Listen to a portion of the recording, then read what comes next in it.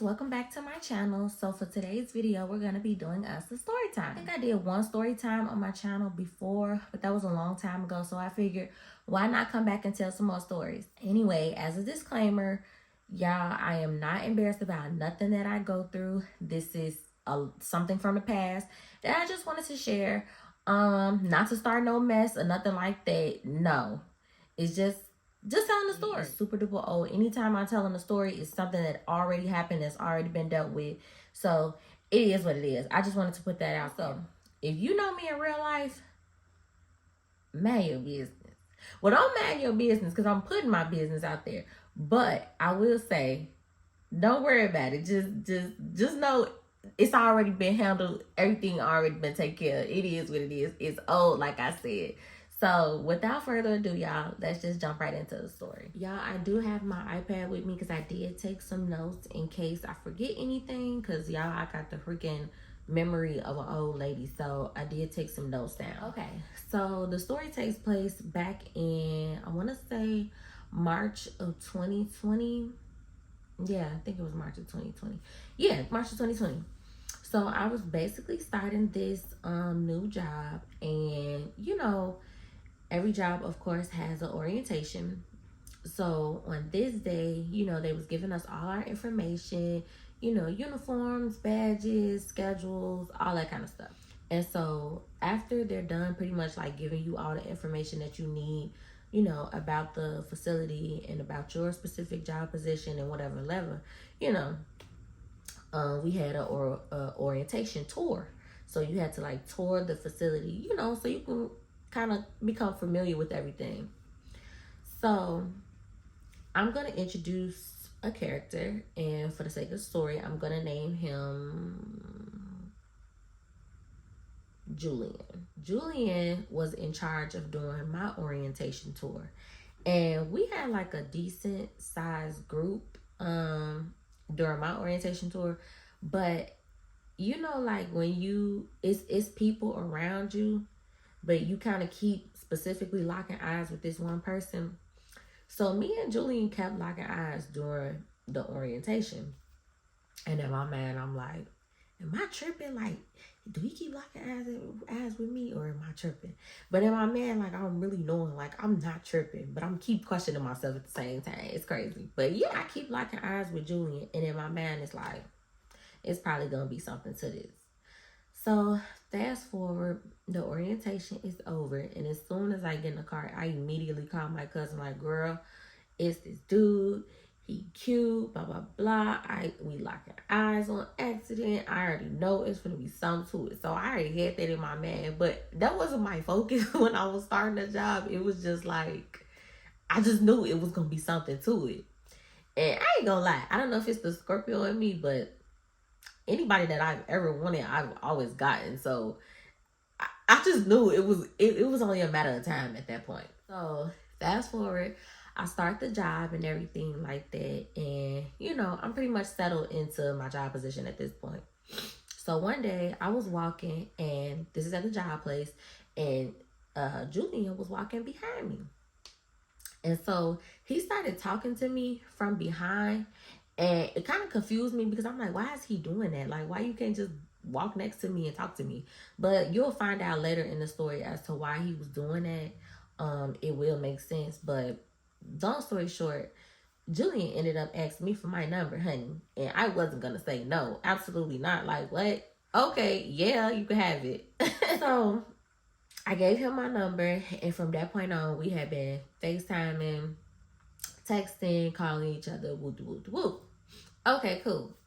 So fast forward, we pretty much kind of like at this point locked in with each other, but we never established that we was boyfriend and girlfriend or anything like that. So in my mind, it was like we kind of exclusive, but at the same time, we still single people because we never acknowledged the fact that it was just like us type thing. So he ended up asking me, he was like one day, and it was so random. He was like, am I the only person that you talking to? And me being who I am, I felt like I didn't have to tell you because we weren't boyfriend and girlfriend, but at the same time, out of respect, because we are talking, I felt as though I did owe him the truth. So I did let him know, like, hey, yeah, it is to other people that I'm talking to. And he was just, felt some type of way about that, which I could understand. So I was like, you know what? Okay, not a problem. I'll get rid of him. And that's exactly what I did. Got rid of him, and that was that. But it was sending me signals that, like, oh, okay, you're serious about me kind of thing. So, all right, cool. So now I'm going to introduce a character named Raven. And Raven was this girl. She looked slightly younger than me, but around the same age. Her and I both worked towards the front of the facility. So I would see her pretty much every day, if not every other day. But it was kind of one of them things where I didn't really know Raven's name, but I know her face. So if somebody said, have you seen Raven or this, that, and the third, but I said, woo, out the band, I'm not going to know who you're talking about. Now, if you show me a face like, this is Raven, I'm like, oh, her, that kind of thing. So keep in mind that she worked towards the front with me. So often I would see Julian talk to her, and I didn't really pay it no mind at first, because the position that Julian had at the time, he has to communicate with any and everybody in the facility. So it was kind of like, it didn't look odd that he was talking to her, if that makes sense. But I don't know. I just kept my eye on it. But I ain't paid no mind to it. So as time went on, I'm noticing that it don't really look as like work related. It kind of looked like a hee ha ha when he would see her, or see her and talk to her. So I'm like, keep in mind, I'm in the front and I can see her and him constantly. So I'm just looking like, odd, okay. So on days that he wouldn't be talking to her, she would be staring at me. And I'm not crazy. One thing about me, as a true-hearted Scorpio, I know when something is off. I can feel and sense it in my spirit when something is off. And I'm like, why do this girl keep looking at me? Mind you, never had a conversation with her, never spoke to her, never hey to her, never nothing to her. I just, at this point, I probably still didn't even know her name. I didn't know her name until the situation had went down. So even at this point, I didn't know this girl at all from a can of paint, to the point where I didn't even know her name. I just knew she was always in the front, and that was it. So I'm like, why is this girl always staring at me? Like, ain't no female finna just be staring at you for no reason. Like, unless she got a problem, or unless she knows something you don't know. So I would ask Julian, why is she staring at me? He talking about some, dudes, so stupid. I don't know. I don't know why she's staring at you. I don't know why she's staring at you. Yeah, okay. You don't know why she's staring at me. All right, whatever. So fast forward to the actual situation. One day, I was going to work, and I worked the early shift, so I was up super duper early. And Julian was telling me that he felt sick that day, so he was like, he was basically gonna call off. And I'm like, oh, okay. So me being me, black people, we always feel like ginger ale and orange juice is gonna cure it. So I had told him, I was like, well, I could bring you some orange juice when I get off of work, because it was still gonna be a decent time when I got off. So it was kind of like, okay, let me come over there and bring you something. Now imagine, at the time, he lived with his peoples at the time, and I lived with my peoples at the time, but that's neither here nor there. But anyway, so I'm like, yeah, I'll bring you some orange juice when I get off or whatever. So we was texting throughout the day at first, but then I had noticed he stopped, texting back. So I'm like, okay, all right, whatever. But my lunchtime was rolling around, and Julian didn't live too far. So I'm like, well, instead of waiting till he, till I get off, why not just, go ahead and bring him the orange juice now? Because he's sick and I want him to feel better. Like, I really want him to feel better. So why not just bring it now instead of waiting? So I was texting him, letting him know, like, hey, I'm finna go on my lunch. and I can bring you the orange juice now. He never responded. So I started getting this weird feeling like, what the hell? Like, why are you not responding still? So I'm like, why is he not responding still? So mind you, I have, at this job, I had an hour lunch. So I had plenty of time to get the orange juice and get to his people's house. So something just didn't feel right because I'm like, this is not like him to not respond to me. So y'all, I hurried up and clocked out. I got in that car and I knew something was wrong because I instantly put my car in sport mode. I was flying down the street. I was flying, y'all. As I'm lying, I'm down. I was flying. So I got there to his people's house. Now pause that part. Now, the only car that should ever be at his people's house is his car. Because if it's anybody that's like family, friend, or anything of that nature, everybody always parks in the driveway until they can't park in the driveway no more. Now, on this day, his car was the only one that was in the driveway, but it was a car in front of the house, like directly in front of the house. It'd be different if it was in front of somebody else's house, but no, it was directly in front of the house. So I'm like, who is this? And it can't be y'all, I'm telling you, I'll be smart as hell with the shit. It can't be no freaking family member. And it can't be no friend because everybody knows to pull in the driveway because it was enough space to pull up. And the only reason why I know that is because I pulled in the driveway when I got there behind his car. Y'all, so I'm looking at the car like, who the hell is this? So instantly, my heart get the thumping and pumping. It's just thumping and pumping at this point because I know it's gonna be some mess. So I knocked on the door, and his people's like, who is it? I said, it's Cassidy. And so she opened up the door and she looked at me like you know how like when you got like a stunned look on your face, it was kind of like one of them. And I'm like, oh shit, I know something about to go down. But I looked down and his sibling was on the floor too. So I hopped over her, and you know how like you walk down like a hallway, like a narrow hallway, like it's rooms to this side, because the way the house is set up is rooms to this side and then it's rooms on this side. So, but his room was specifically straight down, like straight down. So the door was shut. So I kind of hurried up and hopped over the sibling, like I said, and went straight towards his door. And the door wasn't even locked, y'all. I opened up this door. Now pause. The way this man's bed was set up is if you walk right in, and to your right, the bed is there. But it's kind of like a piece of wall that you got to kind of come around in order for somebody to see that, hey, it's somebody coming in the room kind of thing. Y'all, I open up that freaking door and I come around the corner of that man's bed. I lift them covers up. Y'all, tell me why it was Julian and Raven in that bed.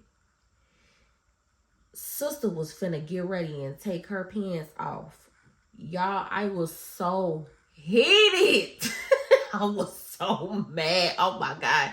I'm getting flashbacks. I was so freaking mad. He looked at me like he saw a deer in headlights. Y'all, you should have seen his face. He looked at me like a oh shit type of moment. Like, this can't be happening. And you know what? I ended up lifting up the cover, saw him, saw her, saw what I seen. And then I instantly turned back around and left out, and I went by the front door. And y'all, I couldn't do nothing but cry because I'm like, damn, I thought we was exclusive. Like, you over here asking me about this and that and all this and that. And then you tried to make it seem like I was out of my freaking mind because you talking about you don't know why this girl staring at me. And now look what just happened. So I was really mad. And then not only that too, it was like a fresh situation between me and Julian. And I felt like I knew how I was when somebody does me wrong or hurts me in the past. So I felt like I had numerous conversations with Julian, letting him know, like, just do not hurt me. I'm telling you, because once you do, I will never be the same after that, because it's kind of like I gave you my raw, authentic self, and I'm showing my hand to you, being vulnerable all day, and then you pull something, you pull the rug from up under me, and then it's like, it's gonna, if you want to continue, it's gonna be a new person. It's not gonna be the same person that you got before. So yeah, y'all, I went right by that door, and I was crying real bad. He got up and ran like, god damn it, Dash from the Incredibles after me. Like, he ran quick, and he was like, basically just saying how sorry he was, and woo all that. So his people was like, y'all need to take that back in the room, because my child is right here. So, okay, out of respect, I'm like, all right, cool. So, y'all, we headed back to the room. He's in front of me, and I'm right behind him. We're on the right-hand side, going this way. She's on this side, coming out the room. And his people was like, you need to leave my house, talking to her. So, she's coming out or whatever. And, y'all, it took everything in me not to slap the shit out this girl. But at the same time, it was kind of like, she probably genuinely didn't know. And the reason why I feel like she didn't know was because at this particular job, his job position that he had and the positions that I had and that she had, he was not supposed to be talking to anybody. He's not supposed to be dating any of us, because it goes against the company, whatever, rules or whatever. So that's the reason why in the beginning, when he asked for my number, he was walking behind me instead of asking, being directly in front of me on the side of me, asking for my number, whatever. So I feel like she genuinely didn't know, but I was still pissed off, because I'm like, girl, you been staring at me this whole time. Like, what was you trying to check my temperature? Like, what did you know? Did you know something? Like, I don't know. It just took everything in me not to smack the hell out this girl. So we go in the room, and she leaves or whatever. And he just basically telling me how sorry he is and all this and all that. And I'm telling him, like, I came over here. I was buying you orange juice to make you feel better. I got to throw that in there, because I'm basically bringing you medicine to make you feel good. And you over here trying to get good. Like, come on. This is crazy. So his mom ended up coming in there or whatever. And she was trying to talk to both of us and this, that, and the third and whatever. And like, y'all need to figure that out. Y'all need to work that out and this, that, and the third. Okay, cool. So I said my little spiel, and then I had left because, and then I forget, y'all, he had like a little stand on the side. Y'all, tell me why it was a black bag and it had a little personal bottle of orange juice. Is you kidding me? Gee, I took that to heart when I seen that, because I'm like, so you got bitches out here just bringing you orange juice left and right. You telling all your hoes you sick. At this point, this is what I'm getting, because I bring you orange juice, she bring you orange juice. Damn, who else bringing you orange juice? Y'all, I was pissed. So once I seen that, I was like, you know what? I'm going back to work. Mind you, because I was still on lunch this whole entire time. Did not eat, did not do none of that. So I was hot, y'all. Soon as I got in the car, I ended up calling his best friend. Now, for the sake of the story, we'll name his best friend Brittany. We're going to call her Brittany. So I called Brittany like, yeah, your best friend did this, that, woo. I was going off, fuck him, and all this. Y'all, I was going off because I was so mad. Like, did I really just see that? Like, stuff like that only happen in movies, I feel like. Ain't nothing like that ever happened to me. So it kind of threw me off when I seen it. So I'm on my way to work. He's texting and calling and texting. Girl, I'm ignoring all that shit, because I'm like, I don't even want to talk to you, because that was just crazy. So I get back to work. Y'all, I can't even concentrate, because it's like, that just really happened. I could not concentrate, but I still managed to get the job done. So remember I said in the beginning, he said he was going to call off. This man ended up not calling out. He ended up coming to work after that. So I can see him, but he can't see me, because I was down doing something. I was on the ground doing something, and I can ooh, I could see him. But like I said, he couldn't see me. So once he spotted me, he like trying to talk to me, like, you know, sneak and tell me he's sorry and this, that, and the third. And I'm like, get away from me. I don't want to fucking talk to you. Like, I was going crazy. And, you know, because of the rules and everything, he kind of had to dip off because he like, oh, hell no, I can't get in trouble. I'm trying to say sorry, but I can't get in trouble at the same time. So he ended up leaving me alone. And just, y'all, over the course of the next couple of days, it was kind of like, he was just begging and begging, just saying how sorry he was, And it took a lot out of me not to just snatch him up. Ugh. Anyway, I did actually, in the midst, no, actually that day, I forgot to mention, that day, once I had got off of work, I did go to his best friend Brittany's house. Because I'm like, y'all, I feel like I need to say something to this girl because I need to find out if she knew or not.